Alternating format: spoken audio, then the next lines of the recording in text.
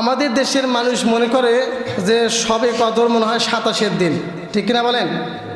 27-এর দিন শবে কদর বলেন, 27-এর দিন এইরকম কোনো হাদিস নাই যে 27-এর দিন শবে কদর। হাদিসের মধ্যে আছে রাসূল সাল্লাল্লাহু আলাইহি ওয়াসাল্লাম বলছেন, তোমরা 20 রমজান যাওয়ার পর বাকি যে 10 রমজানের 5টি বেজরাত আছে, ওই বেজরাতে তোমরা শবে কদর তালাশ করো। কার কথা?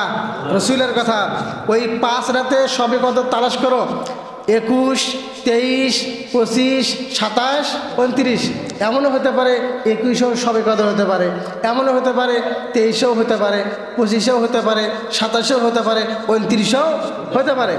যারা 27-এর আশায় থাকেন তারা 27-এর রাতে নামাজ পড়লেন, কিন্তু এমনও হলো 23-এর রাতে শবে কদর হয়ে গেছে। তাহলে শবে কদরও যে একটা গুরুত্ব, আল্লাহ রাসূল বলছেন, মান কামা লাইলাতুল কদরি ঈমানান ওয়া ইহতিসাবান গুফিরা লাহু মা তাকাদ্দামা মিন জামবি। যারা ঈমানের সাথে সওয়াবের আশায় শবে কদরের রাতে ইবাদত করবে, শবে কদর যারা পাবে, আল্লাহ রাসূল বলছেন আল্লাহ তাআলা তাদের পূর্বের সমস্ত গুনাহগুলো মাফ করে দেবেন।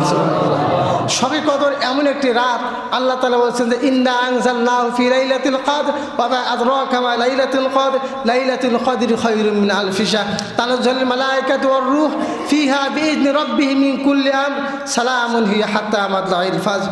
আল্লাহ তাআলা এই সূরা কদরের ভিতরে বলছেন যে শবে কদর সম্পর্কে জিজ্ঞাসা করে, এটা কি? আল্লাহ তাআলা বলছেন এটা হচ্ছে 1000 মাস থেকে উত্তম। 1000 মাস, 1000, 2000, 3000 নয়, কত হাজার মাস সেটা আল্লাহই জানে। 1000 মাস থেকে এই রাতটা হচ্ছে উত্তম রাত। এই রাতে মালায়েকা ফেরেশতা তার বাহিনী নিয়ে পৃথিবীতে আগমন করে। ওই রাতটা শান্তি আর শান্তি, সুবহানাল্লাহ বলেন। তাহলে এই রাতটা যদি আপনি পাইতে চান, তাহলে আপনাকে 21, 23, 25, 27, 29 এই 5টা রাতে ইবাদত করতে হবে। সবার তাহাজ্জুদ, এটা কি বুঝেছেন আপনারা? কত